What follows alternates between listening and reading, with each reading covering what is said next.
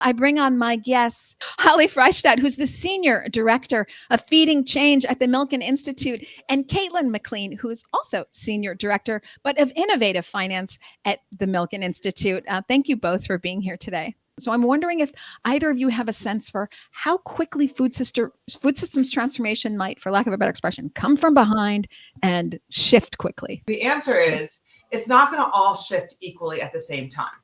Right? There's going to be certain parts that may shift first, another part might be behind, and then it will kind of leapfrog in front. And so when we're talking about a food system, we're talking about production, but production can go from crops in the ground to seafood, right, in the oceans, to controlled environment agriculture that could be plants or it could be cultivated proteins, seafood or meat, right? So there's a lot of different areas. And then there's all the inputs for that agriculture, right? From your fertilizers to your seeds, to your tractors, so all that, right? Because we're talking about where to invest in a food system. Some of it's, infrastructure. Some of it's going to be related to technology, and right. So that's one part. And then you have the manufacturing of the food system, and then how are you addressing scope 1, scope 2, scope 3s, right? Of manufacturing. Then you have all the transporting of the food, the trucks, the refrigeration, and so forth.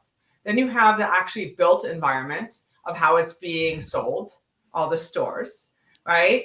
And then we have all of us, all the consumers in our homes or whatever they may look like, eating and disposing and wasting the food and all the waste that's built in the system.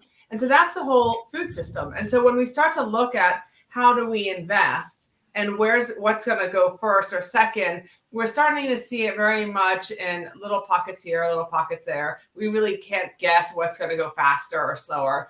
But we do see, when you go back to COP28, and one of the things that we say, we really need to see adaptation and mitigation issues around food, right? And as we start to see that, how are we starting to see those changes reflect in the food system?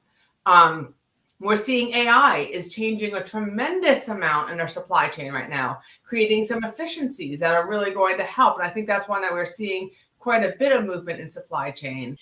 When is Wall Street going to wrap their minds around it? Philanthropists, they've got the memo. And governments do as well. You're saying Israel invest, China invest, Singapore invest, Holland invest, Germany invest. The U.S. is investing. We're not leading the way, folks. That's maybe a national security thing if somebody wants to think about. But, we're in there, but there's others as well. So when are we really going to see Wall Street jump in?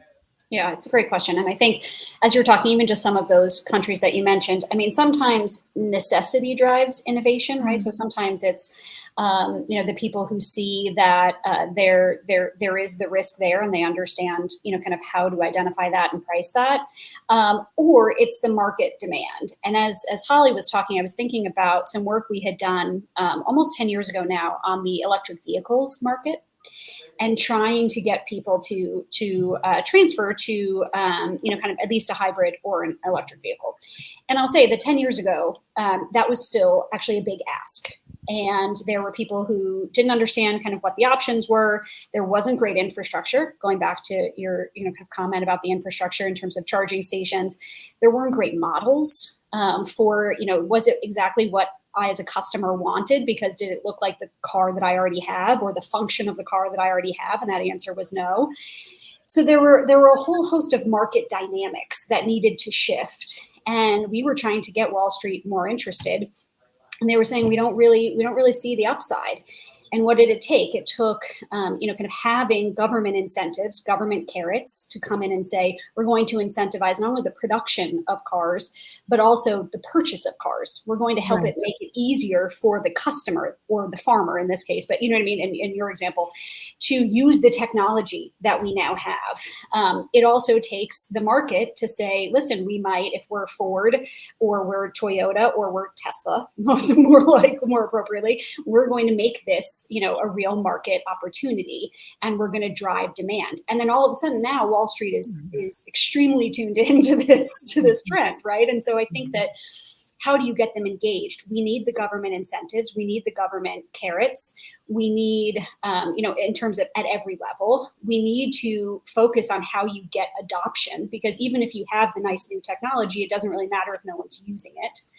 And so you need to focus on what it's going to take to get adoption at scale. And then there needs to be, I think, kind of the market draw. And this is certainly the case with plant-based options, protein options. I think we have seen a lot more interest and uptick because of the, kind of consumer demand. So you need sort of that perfect storm. And then, of course, Wall Street would be happy to come over when they see that the profitability. I mean, I think there are ways in the interim to get them excited, but I think that it does take kind of a coalition approach to making that market opportunity real.